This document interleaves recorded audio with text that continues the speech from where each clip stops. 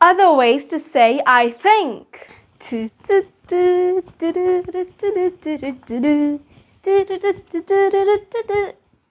Hey, Jack, you look sad. What happened?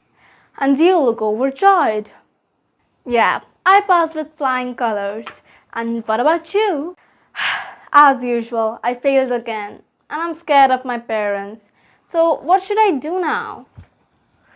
If you ask me, you should tell them the truth. But in my point of view, I feel that this is a very bad idea. But as far as I'm concerned,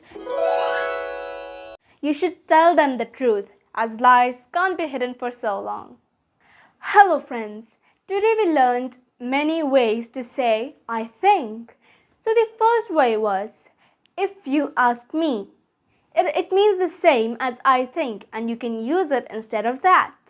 The second way was, in my point of view. It is the same, it means I think. If you want to use advanced English, then you can say this. And the last one, the third one was, as far as I'm concerned. It means the same, I think.